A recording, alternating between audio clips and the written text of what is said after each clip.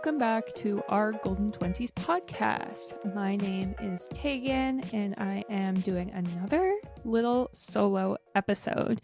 But do not worry, Sadie and I will be reunited back together next week. So do not fret. This is the last of a solo for a little while.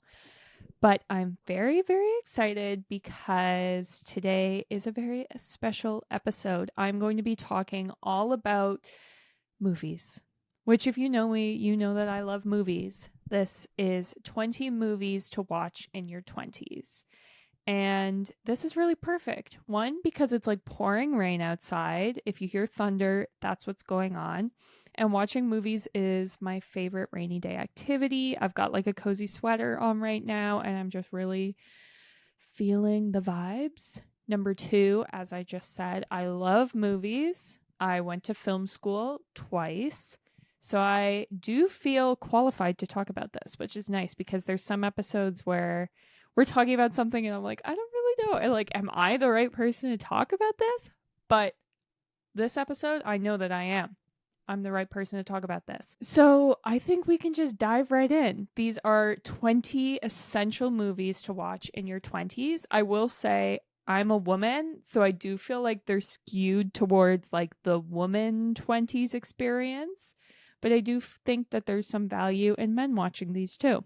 So the first movie I'm going to bring up is one of my favorite movies of all time. If you know me, you know I'm obsessed with this movie, and that's La La Land. And I pulled a quote about La La Land from the website MovieWeb. It says, in almost all cases, lots of people in life must work jobs that they don't like in order to provide for themselves. In the process, they discover who they are and how talented they are. They may even discover love along the way. Totally true. I feel like this movie sums up towards like the end of your 20s. For people who don't know, it's about a couple who meet and fall in love while trying to achieve their dreams. And it's about how tough it is to balance your dreams, especially when a lot of times that has to be your number one priority over relationships. And just how difficult it can be to be in a relationship with someone who's a creative, to be honestly trying to achieve your dreams, and how embarrassing and lonely it feels when you're not achieving them. This is just, I think, a movie that everyone needs to watch. I love it so much. And it's so beautiful. The costumes are great. The music's great. It's the perfect, like, lazy Sunday soundtrack. So I love, love, love La La Land. This is my like number one essential. If you don't watch any other movies, that's fine, but turn off this podcast and watch La La Land because I love it so much. Another movie that actually came up a lot when I was researching this episode that I've only watched once is Frances Ha. And I was like, duh, this is the quintessential life in your 20s movie. This is starring Greta Gerwig, who, if you don't know, is the person who wrote and directed Barbie, which is very cool. And this is a quote from Screen Rant about Frances Ha. For any 20-somethings experiencing an existential crisis about the direction their life is or isn't taking, this movie is for them.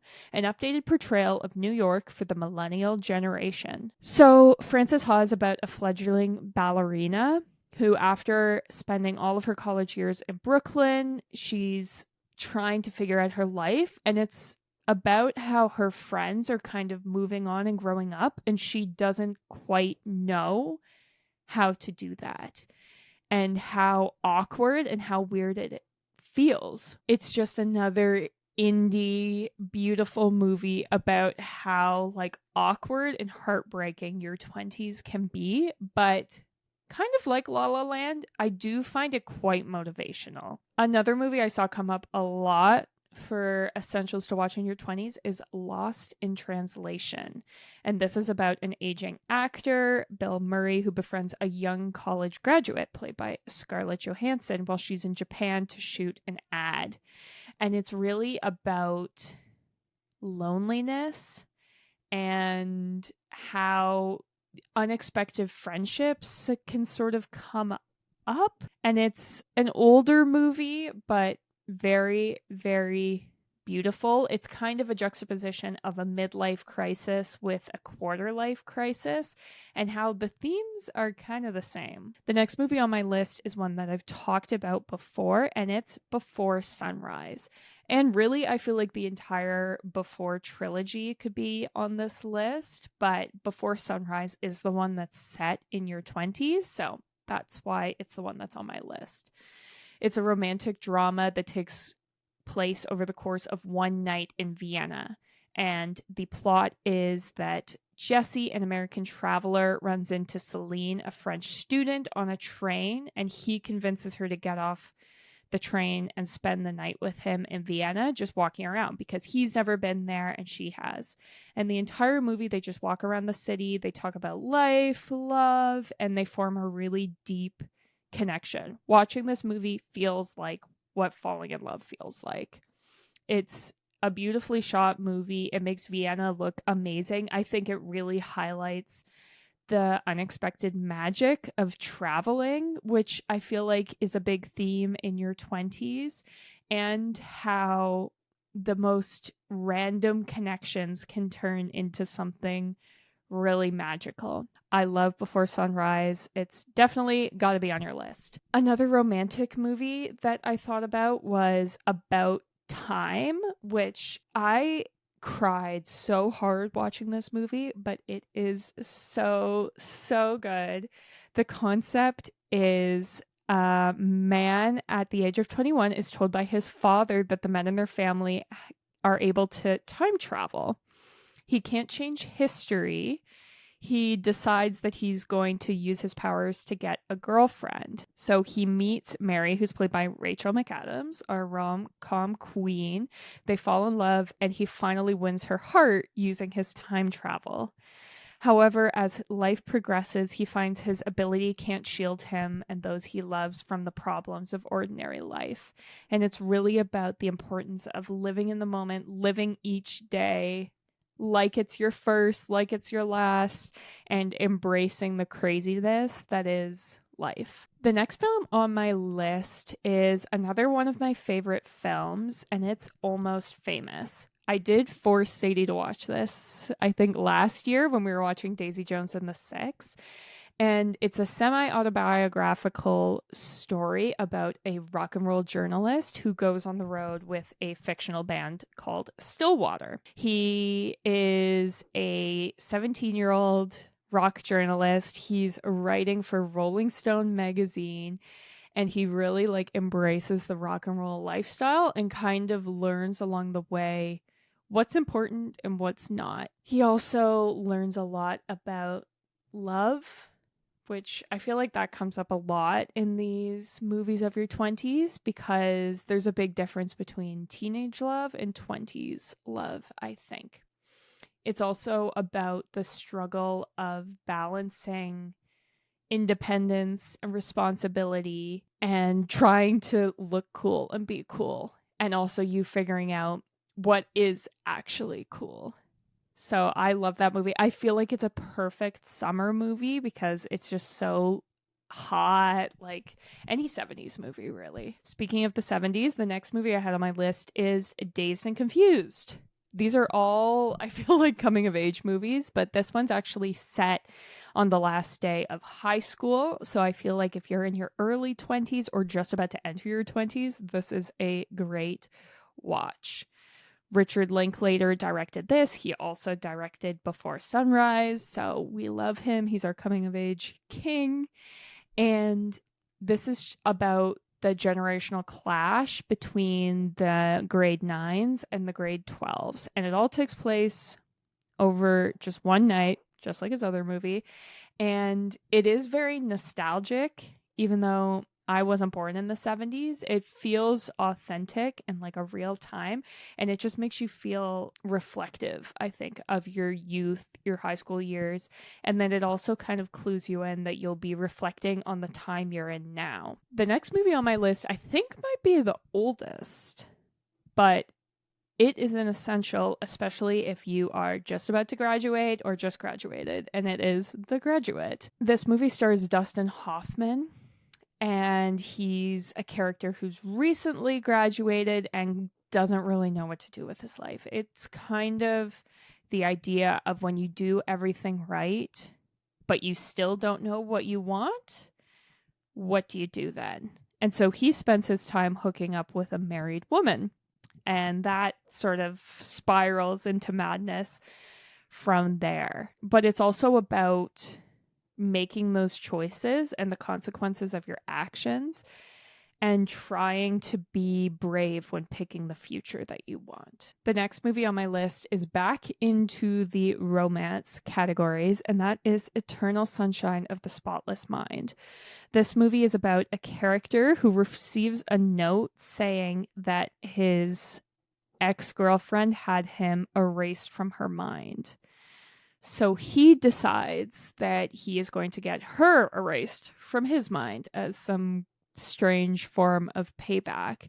And in the discovery of getting it erased, he realizes that they are truly soulmates and are meant to be together. So the whole movie is him trying to fight in his mind her getting erased from it. And this is just about the idea of the perception of relationships and what it truly means to be in a relationship and the idea of coincidences and soulmates. The next I had on my list was A Good Will Hunting. This is a classic. I feel like it's been memed and like mocked endlessly. I feel like there's probably so many Simpsons clips making fun of this, but it's so good. It's about Will Hunting, who's played by Matt Damon, and he is a self-taught math genius who is discovered and offered a chance at a better life.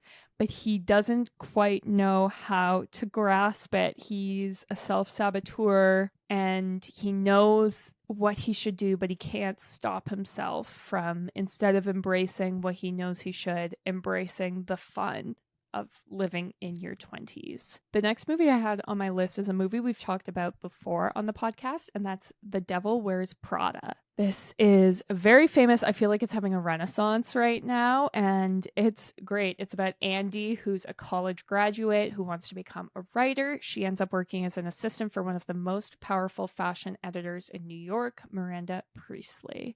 This is clearly supposed to be about working at Vogue, and I just love everything about this movie. It really highlights the struggles of starting your career. It is a big wake-up call to be like, this is what I'm supposed to do every single day.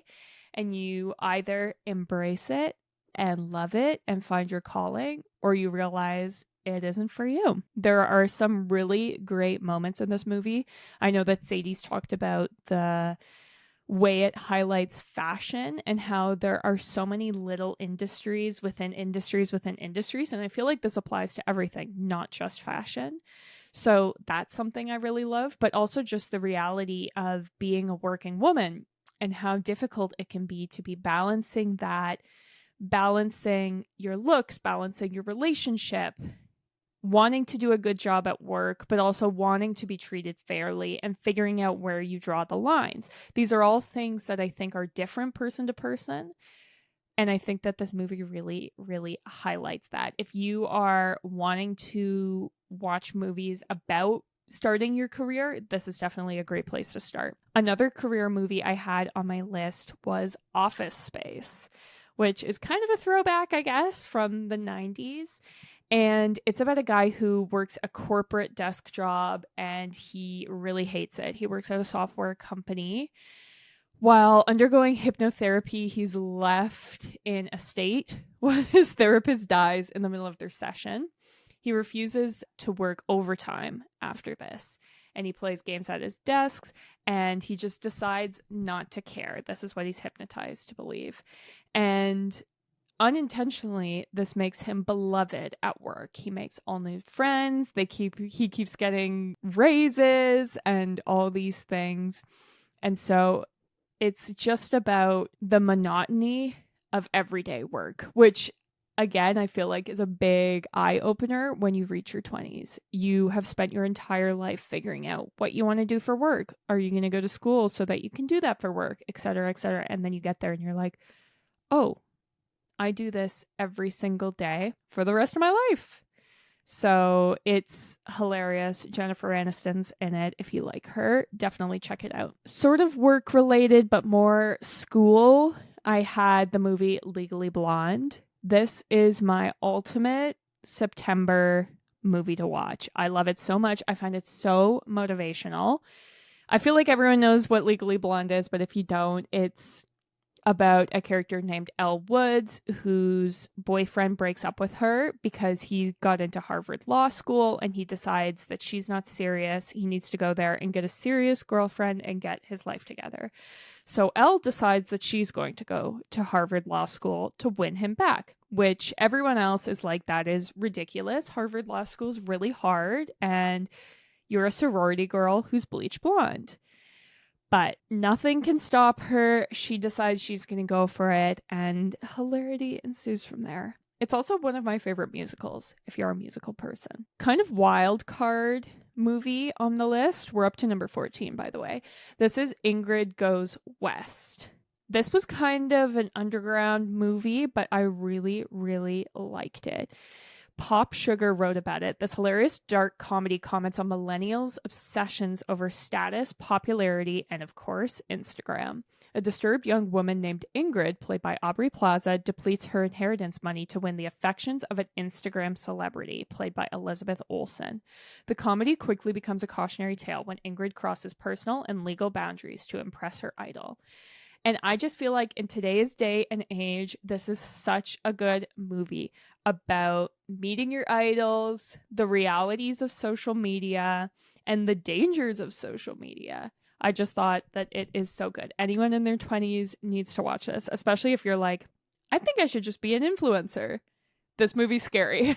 Movie number 15 is one we've talked about loads of times on the podcast, and that's When Harry Met Sally.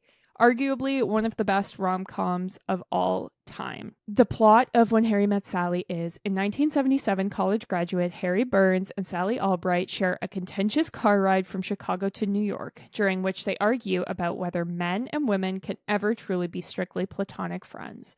10 years later, Harry and Sally meet again at a bookstore, and in the company of their respective best friends, Jess and Marie attempt to stay friends without sex becoming an issue between them. I just feel like this movie accurately shows the ups and downs of dating in your 20s and thinking you found the right person and maybe you didn't, and how painful it is and how messy it is. The next movie I had on my list is Bridesmaids. I love this movie. This is about a character named Annie. She's a single woman. Her life is a mess, and she's asked to be the maid of honor for her lifelong best friend. Annie doesn't know how to deal with this. She tries to be supportive, but she has no money. She lives at home. She's single, and she's just very like, my life is falling apart. Why do I have to support you when your life is going so well?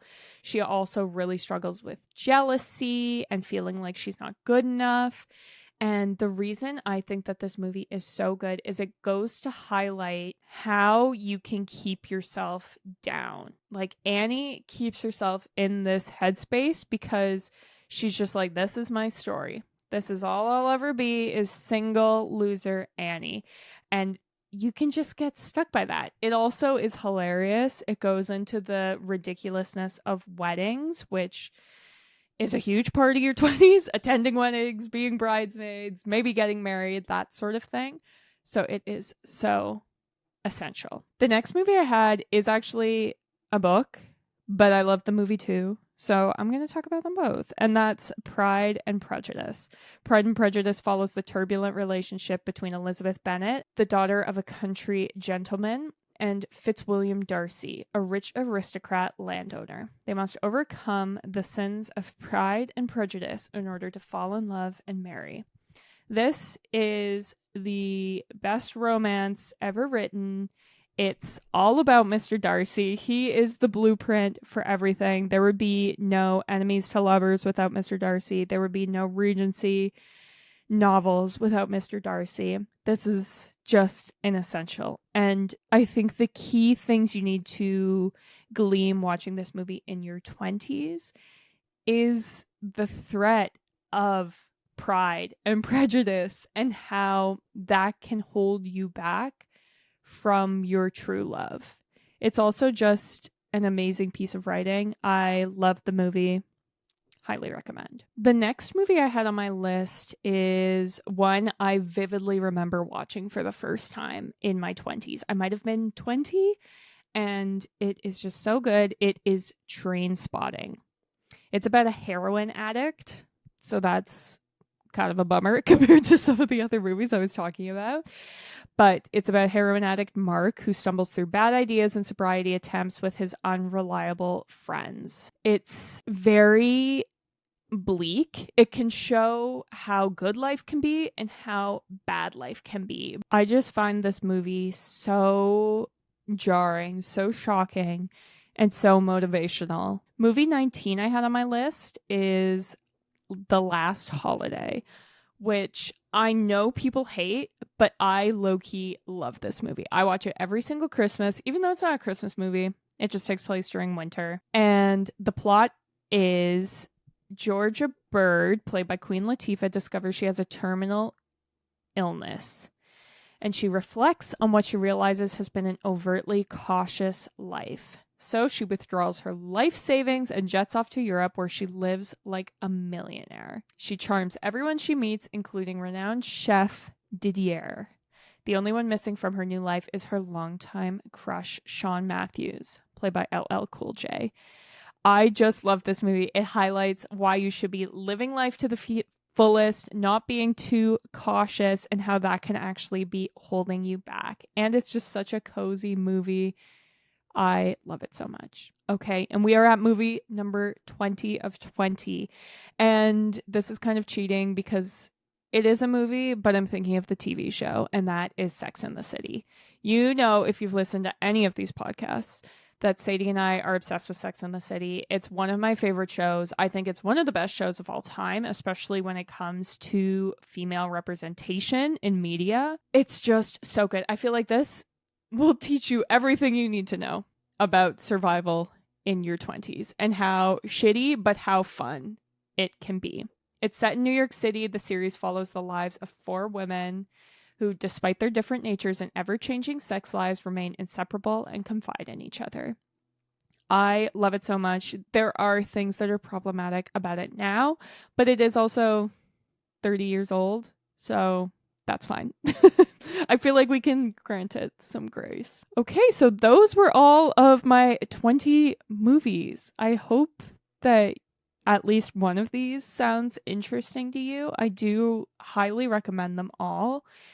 I just feel like, especially if you're having a cozy day at home, these are so good. These have really shaped who I am, and I am going to be turning 29. So I have 9 years of life through my 20s. And these were the movies that really stuck out to me as ones I had seen either before I turned 20 or as I was 20. And I was like, yeah, they nailed the feeling. As I said, Sadie will be back next week. We will be back to our regularly scheduled program. So definitely follow and subscribe so you see when that new episode drops. We've got lots of fun summer content coming your way.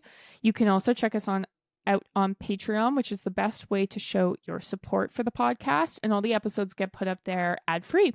So if you would like to support us directly and get to listen to all the episodes without ads, definitely check that out. You can also find us on social media. We're at Our Golden 20s on all the platforms. That's everything for this week. See you next Tuesday.